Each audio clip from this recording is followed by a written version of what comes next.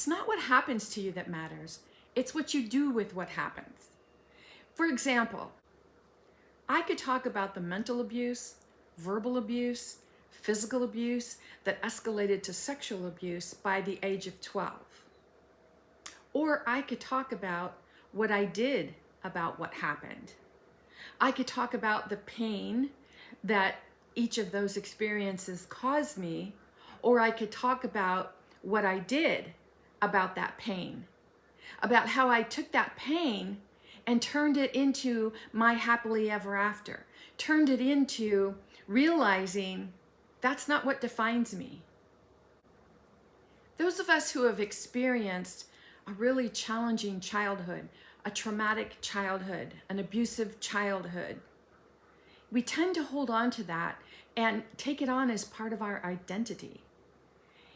And really, when you think about it, being victimized does not make you a victim, but it feels like being a victim. It feels like someone took advantage of me. It feels like someone used their power over me, their physical strength, their mental strength, their authority over me, and made my life a living hell. It feels that way, or at least it did. And the reason that it felt that way so much is because every time I would think about it, every time I would think about going to school and bumming dimes off of people so that I could eat lunch because I didn't have any money, and I was so hungry, or the times when my dad used to beat me with a fiberglass fishing rod, or the times when I couldn't figure out, like, what did I do wrong? Why am I so bad? I must be really bad because I'm always being punished. I'm always being hit, held responsible for something that I didn't even know was my responsibility. And of course, it wasn't. But as children, we take this on. We take this on and it becomes part of our identity. We don't know as children what the term sexual predator means. We don't know what domestic violence means. We don't know what trauma means. We don't understand a sex addict. We don't even know those words when we're children. But the fallout from that, the things that happen to us because of that, because of the parents around us or the caregivers or the adults around us, because they inflict their will upon us, we take that on as children. And then we keep it with us and we bring it with us into adulthood. It's like packing a suitcase when you're a little kid and you bring that suitcase full of junk with you into your adult life. And you're still carrying around those limiting beliefs, those beliefs that you're not good enough, smart enough, pretty enough, capable enough, that you come from the wrong side of the tracks, that you'll never have enough money, that you'll never have a fulfilling relationship, or that marriage looks like continual fighting, or that you have no power over someone physically assaulting you, or someone using their strength to force you to do what they want you to do. We believe that that's the way life is. You know, we've got that suitcase full of beliefs. And then that suitcase is also filled with feelings and emotions. Because every time we revisit one of those memories, every time we think about something that happened, we have feelings and emotions attached to the experience.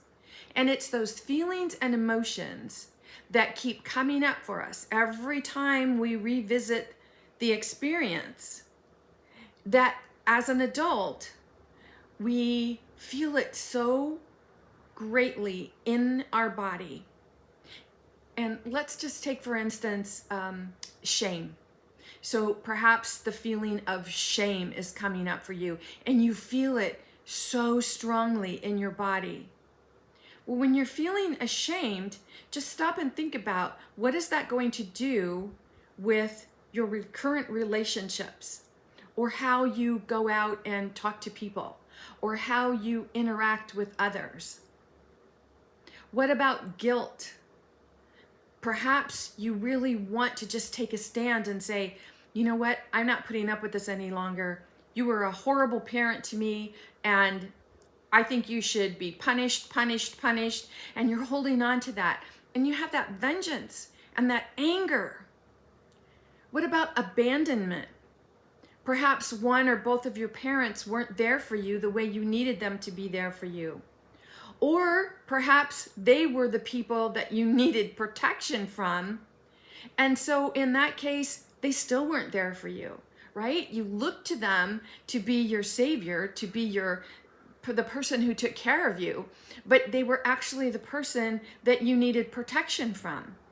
Can you see how these feelings and emotions and beliefs are just all mixed up inside of you as a child, and you're packing that all away in that suitcase and bringing it with you into your adult life?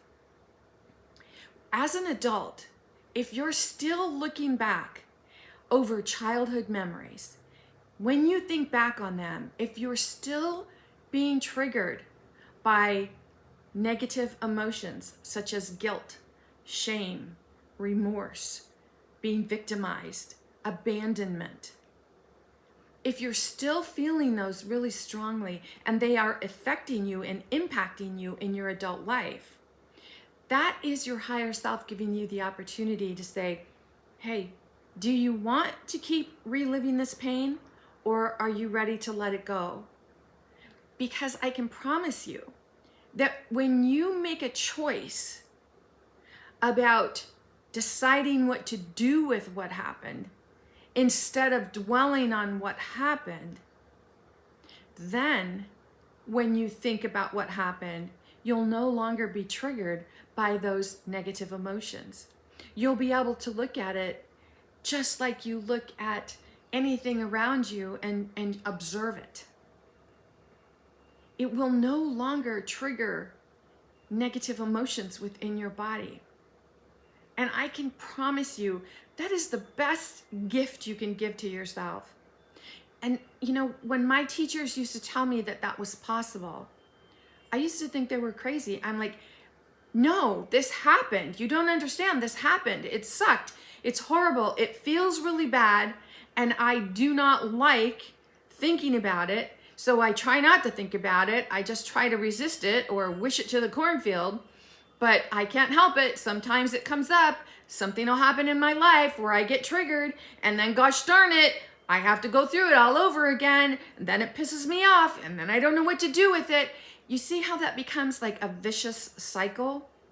It's cyclical. What we think about, how we feel about it. What we think about, how we feel about it. And then, you know, do we resist it? Or do we actually do something about it? The doing something about it, the choosing to do something about it, is where your power is. And when you realize that you have so much power and you have the ability to let go of those negative feelings, those negative emotions, those negative beliefs, that in itself is, again, one of the best gifts you can give to yourself. Because not only does it impact your life, but it impacts the lives of everyone around you. It impacts your children's lives, your parents' lives, your spouse's life. It impacts everyone who comes into contact with you. Because when you are continually being triggered by negative feelings and emotions based on something that happened, the people around you are also feeling that fallout. They're also dealing with that fallout. Perhaps you have a spouse who doesn't know what to do when you're being triggered. And that person doesn't understand. And he or she says, you know, gosh, it was a million years ago. When can you just let it go? And it's not about letting it go and not thinking about it. It truly is about giving yourself permission to heal from it so that you can firmly stand there and say, you know what? It's not about what happened. It's about what I did about what happened and what I'm doing now. If you want any more information on this, if this is a topic that you would really like to learn more about, visit me at masteringyourbeliefs.com. Look around. You can get on my calendar, have a call with me, or maybe that's not where you are. Take advantage of the free stuff that's there. Whatever your next step is, you owe it to yourself to stop being triggered by those negative feelings and emotions. Because life is so much better, so much happier, so much more peaceful when you can think about anything, any past experience, and no longer feel the negative feelings and emotions that used to be associated with what happened. If you have any questions, let me know. I'm here to support you. In the meantime, this is Nancy Muller, the one and only Life Sensei, saying ciao for now.